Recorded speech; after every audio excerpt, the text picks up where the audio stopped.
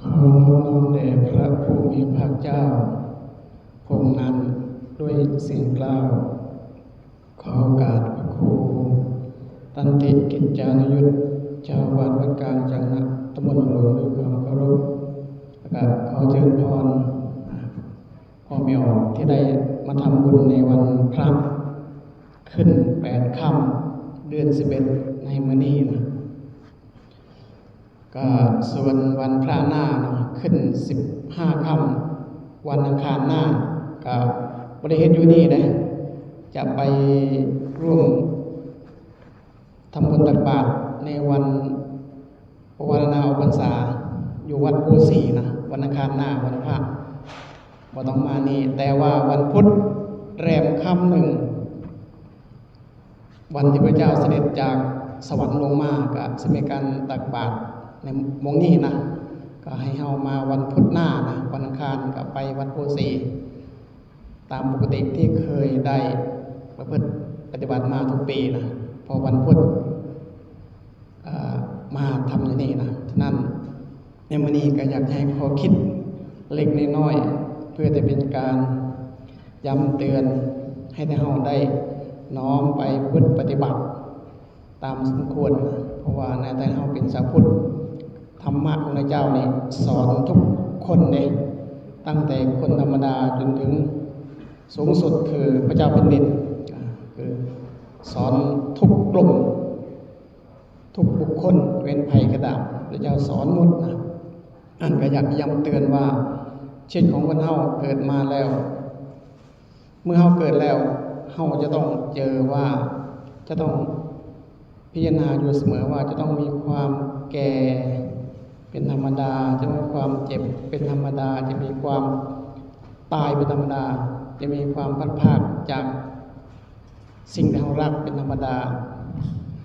เฮาทำกรรมดีหรือชั่วจะเป็นของเฮาสุดท้ายพระเจ้าให้เฮาพิจารณาตลอดว่าเฮาจะต้องเป็นแบบ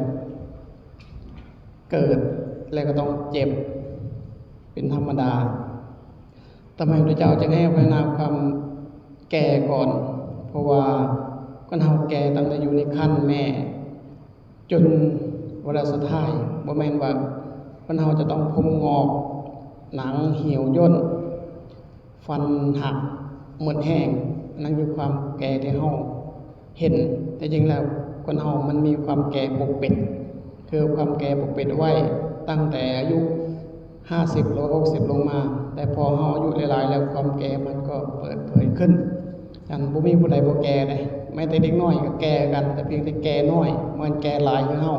ว่าเด็กน้อยบ่แก่ได้ความเป็นจริงคือเขาแก่แล้วแต่แก่มันยังบ่หลายมันยังอ่อนอยู่ความแก่ยังอ่อนอันทุกคนเกิดมาจึงต้องแก่กันทุกคนผู้ใดจะพ้นจากสิ่งเหล่านี้ได้อันพระเจ้าให้เฮาพิจารณาถึงความเป็นจริงว่าเฮาจะต้องเป็นแบบนี้และคือบ่ให้พิจารณาความเจ็บก่อนทั้งที่เฮามันต้องเจ็บก่อนแก่แต่จริงแล้วบ่ความแก่มาก่อนส่วนความเจ็บไข้ป่วยอยู่นี่มาทีหลังมาทีหลังความแก่ดังนั้นพระเจ้าจะให้เฮาพิจารณาว่าเฮาจะต้องเป็นสิ่งเหล่านี้แล้วและให้พิจารณาประการที่3ว่าเฮาจะต้องตายพัดพรากจากสิ่งที่เฮาชอบใจได้ไม่ทั้งสิ่งที่เฮาบ่มักคือกันกับเฮาต้องจากกันเลยบ่แม่นให้พิจารณาว่าคือบ่ให้พิจารณาว่าบุคคลนั้นต้องจากเฮาสิ่งนั้นต้องจากเฮาล่ะอันนั้นมันเป็นของเรื่องผู้อื่นน่ะนั้นพระเจ้าจะให้พิจารณาว่าเฮาล่ะต้องจากสิ่งนั้นแหละมันจะเห็นความเป็นจริงมากกว่าถ้าเฮาพิจารณาบุคคลอื่นจะจากเฮานี่เฮาสิห่างจากสิ่งเหล่านั้นและประการที่4พิจารณาว่าเราจะต้องมีกรรมเป็นของตนเองทำดีหรือทำชั่วเป็นของเฮาสุดท้ายให้พิจารณาตลอดสิ่งที่ว่าไปถ้าเฮาบ่พิจารณาเช่นพวกแพทย์พวกพยาบาลเขาอยู่กับความแก่ความเจ็บความตายอยู่เลยคนนั้นแต่เขาไม่ได้พิจารณาถึงเขาจะอยู่กับความแก่ความเจ็บความป่วยเห็นความตายเห็นผู้อื่นผู้ภาคตลอด24 ชั่วโมงแต่ถ้าเขาบ่พิจารณาเมื่อ เขาแก่เขาเจ็บเขาป่วยเขาบ่สบายเขาจะต้องพัดพรากเขาจะต้องทำใจบ่ได้เลยเพราะว่าลืมดึงสิ่งเหล่านั้นเข้ามาใส่ตัวอันนั้นสังเกตเอาทำไมบางคนเขาก็อยู่ได้อย่างพยาบาลกับคนป่วยก็อยู่ได้แต่พอเองป่วยแล้วทำใจบ่ได้เรื่องพวกนี้เพราะว่ามัวแต่รักษาผู้อื่นไงลืมพิจารณาว่าสักมื้อหนึ่งเราก็ต้องแก่เราต้องป่วยเราจะต้องพัดพรากจากสิ่งนั้นและเราจะต้องตายลืมพิจารณาก็เลยต้องยอมรับความเป็นจริงว่าได้เลยแต่นั้นพระเจ้าจะให้เราพิจารณาก่อนเลยก่อนที่เขาจะแก่ชัดเจนกว่าพิจารณาก่อนที่เขาจะต้องไม่สบายเขาเจ็บป่วยครับพิจารณาก่อนว่าเขาจะต้องตายพิจารณาก่อนว่าเขาจะต้องพัดพรากจากสิ่งที่เขามักให้พิจารณาตลอดเลยแต่เขาพิจารณาบ่อยๆเบื้องแรกก่อนนอนตื่นนอนต่อไปพิจารณาตลอดพยายามพิจารณาบ่อยๆแล้วเมื่อสิ่งเหล่านั้นเกิดขึ้นมาแล้วเขาจะ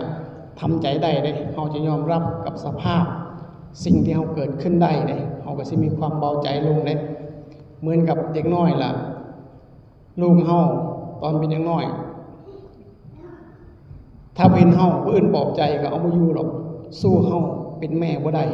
อันนี้กันถ้าเขาพิจารณาไปเรื่อยๆจนเขาชินกับความแก่ความเจ็บความตายความพัดพรากแล้วเขาก็สิเบาใจเลยถ้าเขาชินกับมันแต่ต้องพิจารณาบ่อยๆเลยต้องใช้เวลาบางท่านอาจจะใช้เวลาแค่มือสองมือเดือน2 เดือนปี2 ปีหรือว่า10 ปีจึงจะพอยอมรับสิ่งนั้นได้เพราะมันของเล่นๆเลยขนาดเขาซื้อบ้านที่ดินมาสิ่งเหล่านั้นจากเขาไปเขายังทำใจบ่ได้ทั้งในสิ่งเหล่านั้นมันมาทีหลังเขาตั้งหลายปีนั้นการที่เขาจะยอมรับกับสิ่งที่ว่าไปเนี่ยเขาต้องพิจารณาบ่อยๆเลยแต่เมื่อพิจารณาได้แล้วเขาจะมีความสุขเลยจากที่เขามีความทุกข์กับความแก่ความปวดความบ่สบายกับความพลัดพรากจากความตายเนี่ยเขามีความทุกข์กับสิ่งเหล่านี้แต่สุดท้ายเมื่อเขาพิจารณาแล้วเขาจะมีความสุขกับสิ่งเหล่านี้เลยเขาจะบ่มีความทุกข์เพราะว่าจิตเขายก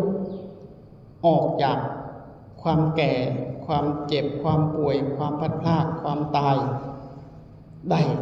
เขายกออกจากสิ่งเหล่านี้ได้เขาพิจารณาว่าบ่แม่นเขาป่วยบ่แม่นเขาเจ็บบ่แม่นเขาตายบ่แม่นเขาพลัดพรากแต่สิ่งที่พลัดพรากคือรูปนามคือร่างกายเขาต่างหากที่เป็นถ้าเขายกสิ่งเหล่านั้นออกจากใจเขาได้แยกออกจากใจได้เขาก็สิเบาใจลงเลยคือเขาจะโบสีกับใจจนเกินไปฉะนั้นขอฝากย้ำอีกครั้งหนึ่งว่า1ถ้าเขาเชื่อว่าโลกหน้ามีผลแห่งกรรมดีที่เขาทำดีที่เขาทำชั่วมีมั่นใจว่าเขาจากโลกนี้ไปเนี่ยเขาไปสู่สวรรค์อย่างแน่นอนเนี่ยคือถ้าเขาคิดว่าโลกหน้ามีเนี่ยเขาทำดีหรือชั่วก็ตามเนี่ยว่าสิ่งเหล่านั้นเนี่ยเมื่อเขาจากโลกนี้ไปแล้วโดยเฉพาะความดีเขาเบาใจได้ว่าเขาต้องไปสู่สวรรค์อย่างแน่นอนทีนี้ถ้าเขาเชื่อว่าโลกหน้าบ่มีเนี่ยถ้าเชื่อว่าโลกหน้าบ่มีก็ผลแห่งความดีความชั่วบ่มีก็เฮาก็พยายามรักษาตนเองเนี่ยบ่ให้มีเวรกับผู้อื่นเนี่ยถ้าเฮาบ่เชื่อว่าโลกหน้าว่ามันมีก็รักษาตนให้อยู่ในความดีอย่าไปทำให้ผู้อื่นเดือดร้อนถ้าเฮาบ่เชื่อเลยแต่เฮายังทำชั่วแสดงว่าโลกหน้ามีบ่แม่นโลกหน้าบ่มีที่เฮาปฏิเสธประการที่3ถ้าเฮาทำบาปก็เชื่อว่าทำบาปแล้วเนี่ยอันนี้ถ้าเฮาทำบาปแล้วเพราะมันก็เป็นบาปเฮาก็อย่าไปทำบาปเพื่อที่จะเดือดร้อนผู้อื่นอย่าไปทำความชั่วกับผู้อื่นนี่ถึงเขาทำบาปเราต้องเชื่อว่ามันเป็นบาปแล้วเฮาก็อย่าทำให้ผู้อื่นเขาเดือดร้อนแล้วเฮาก็จะเบาใจประการที่3ประการที่4นี่เมื่อเฮาคิดว่าทำบาปแล้วมันบ่เป็นเลยเมื่อกี้นี้ยังเป็นบาปอยู่เป็นบุญอยู่แต่ตัวนี้เมื่อทำบาปบ่เป็นบาปก็ให้เฮาพิจารณาทั้ง2ส่วนคือในโลกนี้คือทั้งบาปและบุญเฮามีความบริสุทธิ์ในทั้งบาปทั้งบุญบ่ถ้าเฮาบริสุทธิ์เรื่องบุญถ้าเฮาบริสุทธิ์เรื่องบาปเนี่ยแสดงว่าเฮาบริสุทธิ์แล้วเฮามีความดีบาปเฮาก็มีความบริสุทธิ์แล้วเฮาคือเฮาบ่ทำถ้าพิจารณาเป็นนี้แล้วมันเป็นจริงเฮาก็จะสบายใจอันนี้คืออยากย้ำเตือนว่าในฐานะที่เฮาเกิดมานับถือศาสนาแล้วต้องมั่นใจว่าโลกหน้ามีจริงสวรรค์นรกมีจริงแต่ถ้าเฮานั่งนี่เนี่ยมั่นใจว่า เดาว่าเฮาเชื่อว่าโลกหน้ามีอยู่แล้วที่เฮานั่งนี่นั่นก็ในเวลาที่จะออกพรรษาใกล้แล้วนะก็เฮาก็ด้วยบุญกุศลที่เฮาเฮ็ดมาก็คงจะเฮ็ดให้เฮามีความสุขได้เมื่อเฮาเฮ็ดบ่อยหลายๆบุญหลายๆบุญมันติดแล้วบ่มาวัดบ่ได้อย่างมื้อนี้ก็บ่มาก็บ่ได้เพราะเฮาติดวันพระติดวัดแล้วซึ่งเป็นบุคคลที่เขาบ่อยังมาบุญยังบ่ติดไปก็ได้บ่ไปก็ได้แต่เฮาน่ะไปต้องไปได้บ่ไปบ่ได้อันนี้แสดงว่าบุญติดเฮาติดบุญแล้วก็เลยเฮ็ดให้เฮาขาดจากการทำความดีบ่ได้นี่คือเฮาวัดได้ว่าบุญที่เฮาเฮ็ดมามันให้ผลบ่ถ้าเฮาคิดมื้อใดน้อยสิฮอดวันพระเฮาอยากให้ฮอดไวๆอยากไปไวๆจะทำบุญวันพระไวแสดงว่าบุญมีในตัวเฮาแต่เฮายังบ่มีความรู้สึกเหล่านี้ทำก็ได้บ่ทำก็ได้แสดงบุญยังบ่เกิดขึ้นอันเฮาพยายามสิ่งเหล่านี้ให้มันเกิดขึ้นกับจิตกับใจเฮาสุดท้ายที่สำคัญพิจารณาสิ่งที่เราทำอยู่เสมอความดีแล้วกับความดีก็สิอยู่กับเฮาตลอดฉะนั้นให้เฮาทั้งหลายมีโอกาสแล้วซึ่งหลายคนที่เขาบ่มีโอกาส 8,200 กว่าล้านคนในโลกนี้เฮานั่งอยู่นี่เฮามีสิทธิ์กว่าเด้ตั้ง 8,000 กว่าล้านคนเขาบ่มีสิทธิ์บ่มีโอกาสหรือบางคนบ่มีโอกาสเลยต้องอยู่ในโรงพยาบาลตลอดชีวิตเขาบ่มีโอกาสนั้นแต่เฮามีโอกาสแล้วก่อนที่อายุเฮาจะ70 80 90 100เฮาสิบ่มีโอกาสนั่งดนๆแบบนี้ได้แล้วเฮาก็จะเสียใจว่าเสียดายที่เกิดมาแล้วบ่มีโอกาสทำแบบนี้เฮาเสียดายเลยแต่ถ้าเฮาเฮ็ดเต็มที่แล้วเมื่อถึงอายุเฮา100 ปีแล้วว่าเกินก็ตามเฮาสุขภาพแข็งแรงเฮาก็จะนึกถึงความดีที่เฮาทำฉะนั้นขอฝากไว้เนาะธรรมะเล็กน้อยในวันนี้เดี๋ยวแรมคำหนึ่งไว้ว่าที่หนึ่งก็ขอให้ทั้งหลายเชื่อมั่นในการกระทำของตัวเองเนี่ยนะและเฮาก็จะมีความสุขเมื่อเฮาเกลียดความชั่วเมื่อคนอื่นทำความชั่วแล้วเฮาบ่มักเฮายอมรับความชั่วอื่นมาได้เฮาก็จะทำความชั่วเมื่อเฮาคิดได้แบบนี้เฮาจะทำแต่ความดีได้เพราะเฮายอมรับความชั่วของผู้อื่นมาได้เฮาก็จะทำความชั่วให้ผู้อื่นเขาหนักใจฉะนั้นในวันพระนี้ก็คงจะสำนีเนาะขออนุภาพแห่งบุญกุศลที่เฮาทั้งหลายได้สร้างมาตั้งแต่ต้นจนถึงปัจจุบันก็ขอสิ่งเหล่านี้จงนำให้เฮาทั้งหลายประสบแต่ความสุขความเจริญคำว่าบ่สบายกายบ่สบายใจอย่าได้เกิดอย่าได้มีด้วยอำนาจแห่งทานด้วยอำนาจแห่งศีลด้วยอำนาจในการเจริญภาวนาที่เฮาทั้งหลายกระทำมาขอให้ทั้งหลายจงมีแต่ความสุขความเจริญด้วยกันทุกรูปทุกนามเทอญ